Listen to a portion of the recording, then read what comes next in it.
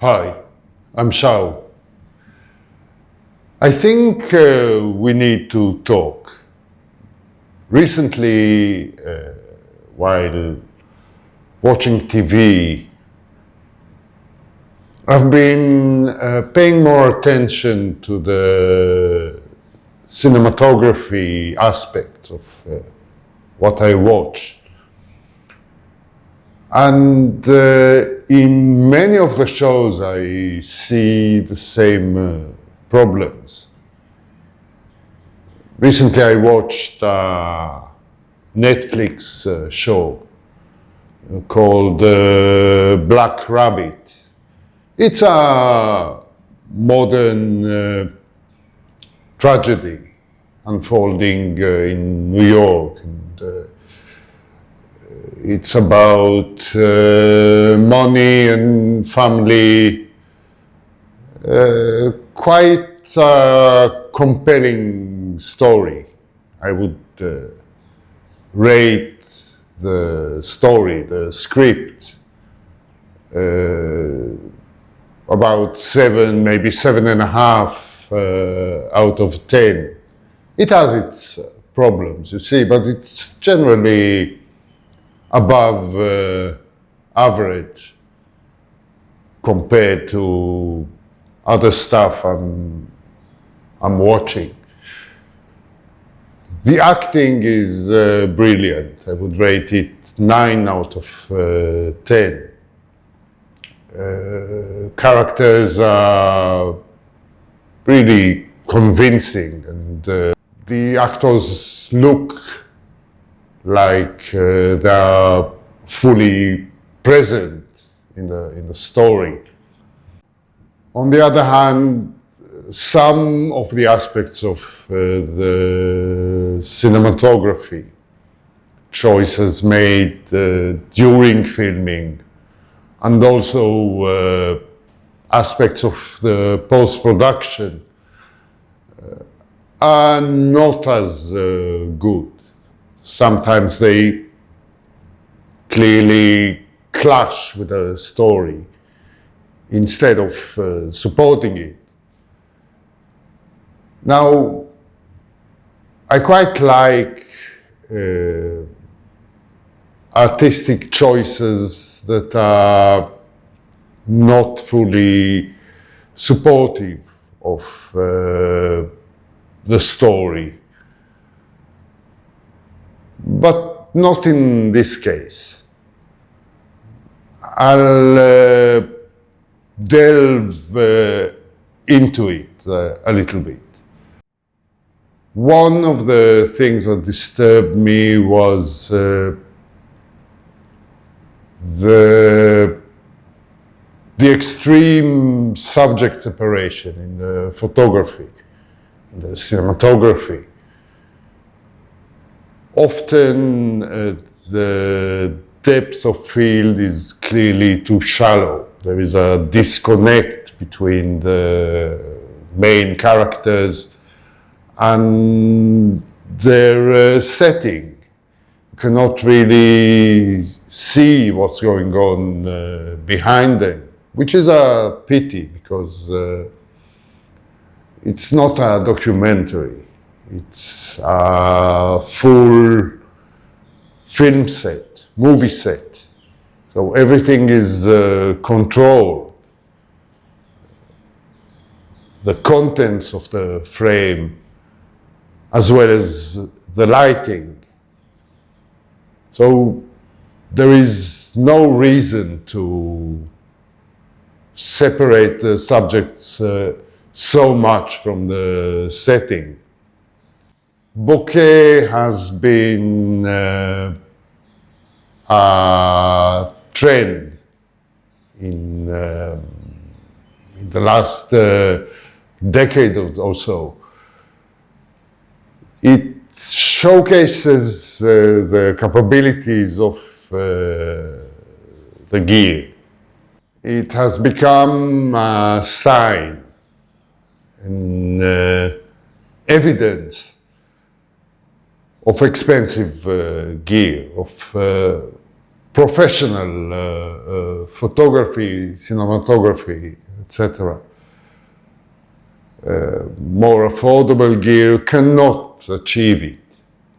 Recently, Sigma has announced the ultimate king of bokeh, the 135 f1.4 prime.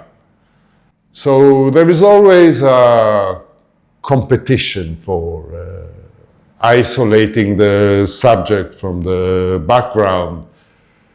But you see, it's not always necessary. Well, this is anyway what I feel. Subject separation is needed sometimes to direct the look of the viewer, to make it clear where they should focus when looking at an image or at a scene in a movie. But I feel that the background is a much needed context. It cannot be completely eliminated. It supports the story told, especially when this background is a product of design. It is not just a random setting. When it is not visible, it really disturbs me. There's something missing, context. I wish they made a more intelligible decision about how to use depth of field in that series. And sadly, it's not only in Black Rabbit that this shallow depth of field disease is apparent. It's in a lot of Netflix series, as well as on cinema. In Black Rabbit, they did not use especially long lenses where shallow depth of field is inherent, where you cannot avoid it. In my opinion, a lot of the scenes are shot at normal focal lengths, around 50 millimeters. But the choice of aperture has clearly been biased towards the wider apertures in the spectrum. And when shooting close up, you do need to close the aperture a little bit to make it evident where the protagonists are, what is the full story. Another issue I had with the cinematography of this show was exposure. Now, I get it. Everyone tries to make their films shot on digital cameras look like old films that were shot on film stock, especially in this one.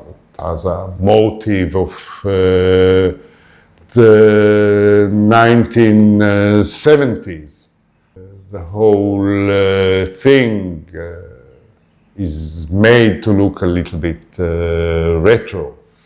The items in the sets, the aesthetic characteristics of the show are all a little bit vintage. You can feel it.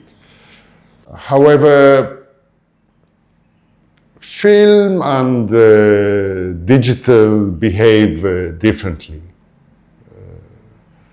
The exposure on film always prefer the overexposure. Film has a shoulder to it.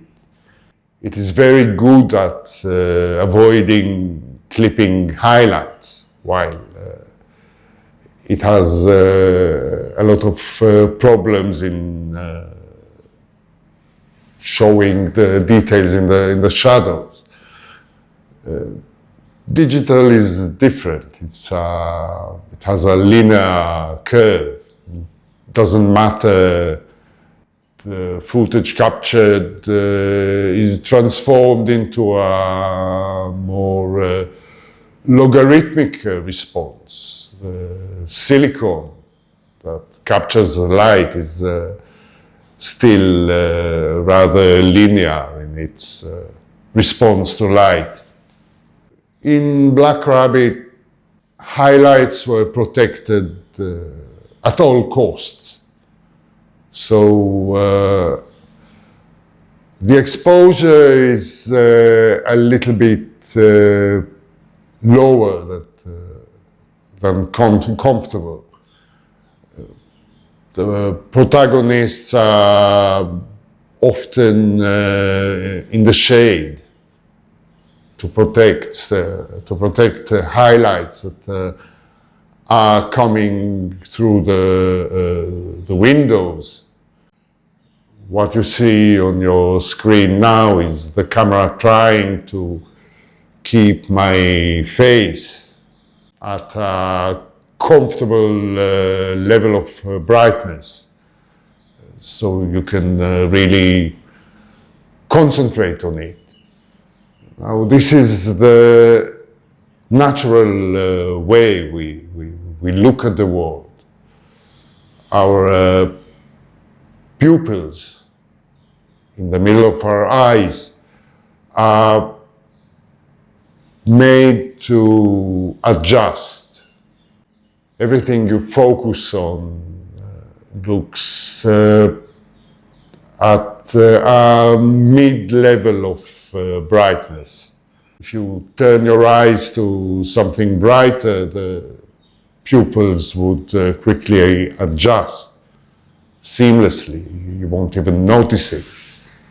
Our cameras have a spot meter that achieves the same thing, at least in the camera filming me now, in the Nikon ZF. When you put it on spot metering mode, the metering spot, is coupled to the active autofocus area. So the object that appears in maximum sharpness in the frame is also exposed for correctly. This is an imitation of how we look at the world. But in many of the modern movies, the cinematography is trying to achieve something else. It's trying to keep all the tonal information in the scene inside the dynamic range of the camera. If this was a typical modern movie, it would have looked like this. At the current level of brightness, everything is inside the dynamic range of the camera.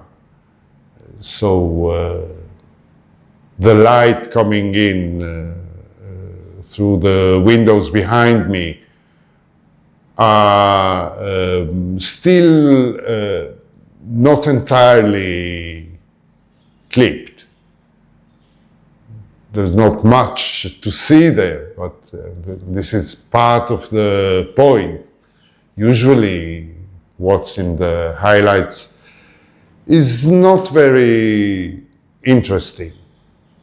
It might be even considered a distraction from the story, from what is happening inside the room where the main story takes place, where the protagonists are positioned.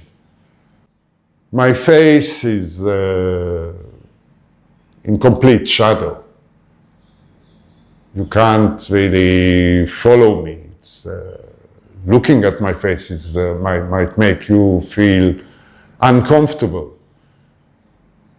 But it's a price too many film producers, film directors are willing to pay in order to conform to the zeitgeist, to the sort of film look. The shadows in modern cameras are very clean. There's not much noise. There's still a good amount of detail in the shadows, but there are still shadows.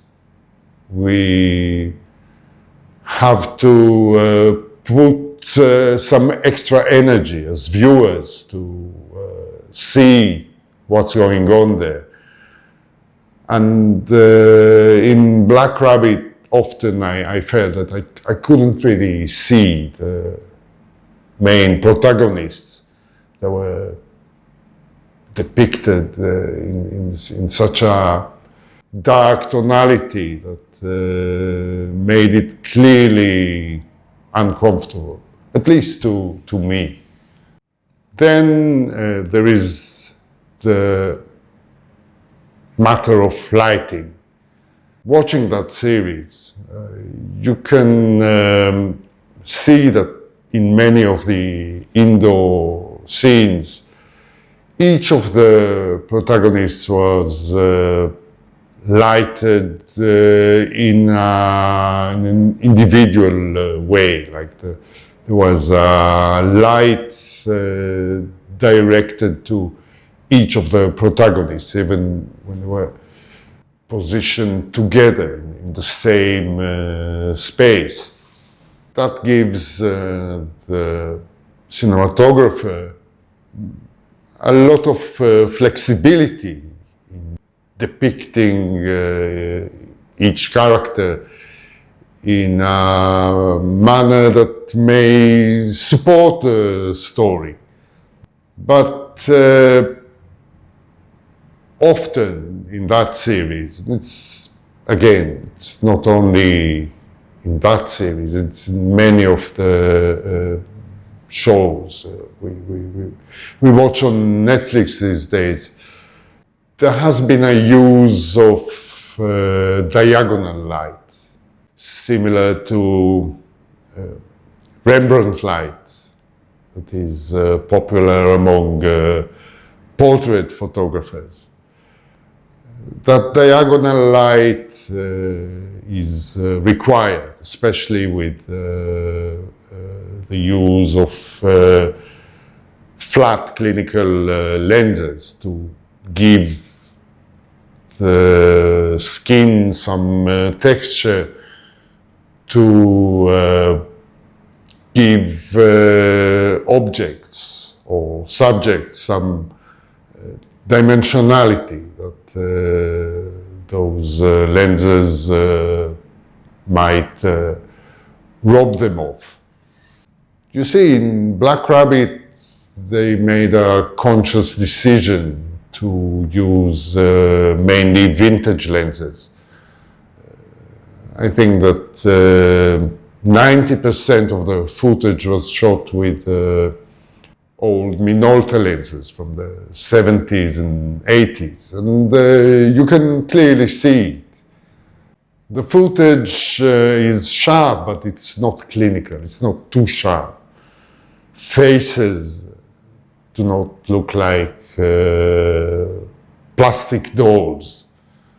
There is some detail in the skin, there is some texture, there is some dimensionality that is retained by the glass. The elaborate lighting used was not needed, I feel.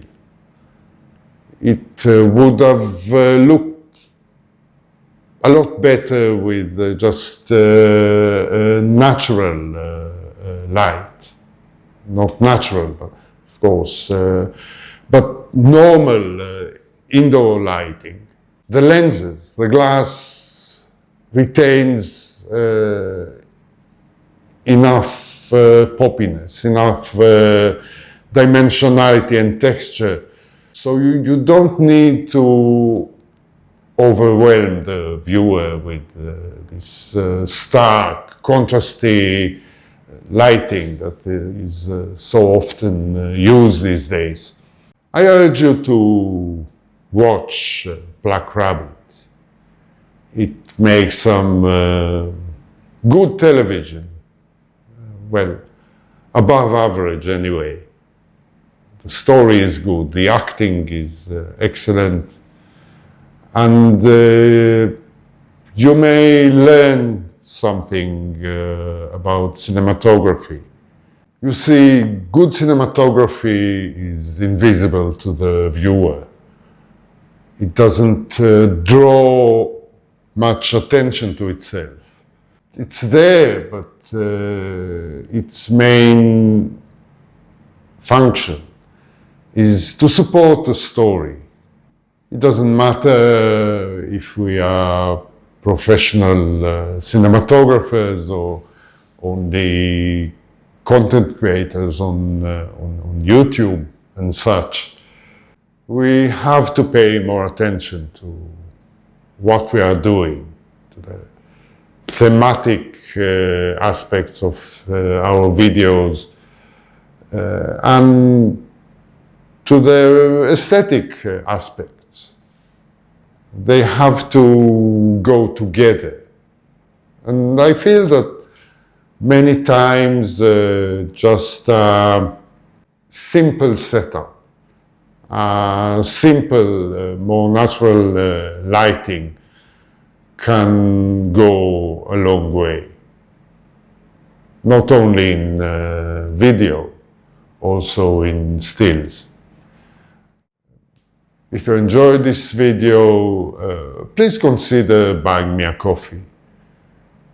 It's a nice gesture between gentlemen.